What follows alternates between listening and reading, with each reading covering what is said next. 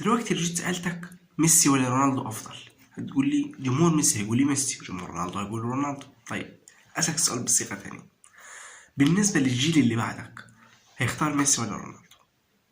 ما خطرتش بهذا السؤال، صح؟ لأنه السؤال أنت حاليا حبيت رونالدو مثلا، وليكن إنك بتشجع ريال مدريد، فحبيت رونالدو بسبب إنجازاته وكذا اللي عمله مع ريال مدريد، وانت يا برشلوني حبيت ميسي بسبب اللي ميسي عمله مع برشلونة. طيب احنا كأشخاص بنشجع نوعين، او احنا في الكورة بنحب نوعين. في جيل قبليك، جيل قبليك انت، فهو الجيل اللي قبليك ده كان بيحب رونالدو الظاهرة ومثلا الكاسياس، روبرتو كارلوس، الناس العالمية دي، فكان بيحبوه زيدان كذا. فانت حبيته وبقيت مثلا يعني في حد مثلا لا رونالدو لا كذا لا زيدان، مين افضل؟ انت ما شفتهمش اصلا يعني، بس ايه اللي مخليهم انت حاببهم؟ لانه اللي قبليك هم ربطوك بيهم. يعني زي ما تقول لك انا حبيت الكوره بسبب ابويا، وابويا كان بيحب زيدان فانا حبيت زيدان، بس ما شفتش زيدان، فاهمني؟ دي اللي عايز اوصلها لك. طب الجيل اللي بعدنا هيفضل ميسي ولا هيفضل رونالدو؟ زي ما انت برضو زي ما قلت لك في الفيديو اللي فات، هيفضل اللي انت اللي هو حب الشخص بتاعه عشان الكوره. مثلا انا حبيت اباتي كان بيحب ميسي، وليكن انا الاب، فابني هيطلع يحب ميسي مثلا عشان انا بحب ميسي، هو ما شافش ميسي عمل ايه، فاهمني؟ طيب هل بعدين حد يتذكر ميسي؟ حاليا في ناس كتيرة محققة ارقام غير مارادونا، اكتر من مارادونا مراحل. بس واحد مش فاهم كورة يقول لك مين افضل لاعب في التاريخ؟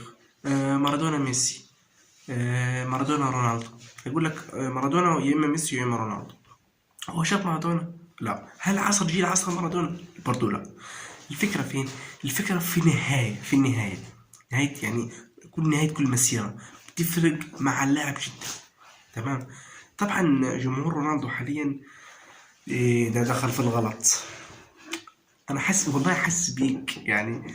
والله بص بكل امانه انا هقول لك وجهه نظري وانت تقول وجهه نظرك في الكومنتات، والموضوع سهل خالص. هل ميسي هيفضل يعيش بعد ما يموت؟ وهل رونالدو هيموت حتى لو كان عايش؟ ما ده ممكن يكون عنوان الفيديو، لسه ما حددتوش، بس ده عنوان حلو شكله شيك اصلا. نرجع لموضوعنا. نهاية ميسي كانت في كأس العالم، وينهي مسيرته وليكن مثلا في باريس أو في برشلونة. مفيش أفضل من كده، مفيش أفضل من كده نهاية. طب رونالدو نهى حياته إزاي؟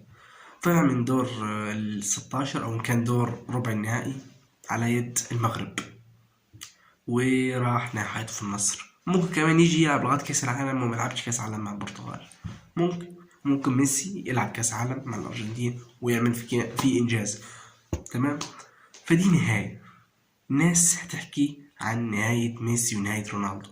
الجيل اللي بعديك قلت لك هيفضل ميسي وهيفضل رونالدو، بس اللي بعد كده هل مين فيهم هيبقى مارادونا التاني؟ لأنه حاليا أي حد في كرة القدم، مش في كرة القدم، بيقول مارادونا. زي ما قلت لك، هات واحد مش فاهم كورة وقول له مين أفضل مين أفضل لعيبة في التاريخ، يقول لك مارادونا ميسي أو مارادونا رونالدو. مش هقول لك لعيبة تاني. ليه؟ لأنه مارادونا ده معلق مع الناس كلها، مع اللي قبلك واللي بعدك واللي بعدك واللي بعدك، وهيفضل الناس اللي جايه تقول مارادونا. بس هل مارادونا ميسي ولا مارادونا حد تاني؟ هي دي اللي انا عايز اقولها ليك، عايز تجاوبني في الكومنتات. انا من وجهة نظر الحته دي بتفرق في الختام، بمعنى انا شايفها مارادونا ميسي وهتفضل مارادونا ميسي. ما تزعلش مني يا اللي بتشجع رونالدو، بس ده وجهة نظري، واسمع وجهة نظرك في الكومنتات ونتناقش مع بعض. وبس كده، كان معكم احمد محمود من كرم. لايك، شير، سبسكرايب، ندعو لكم. السلام.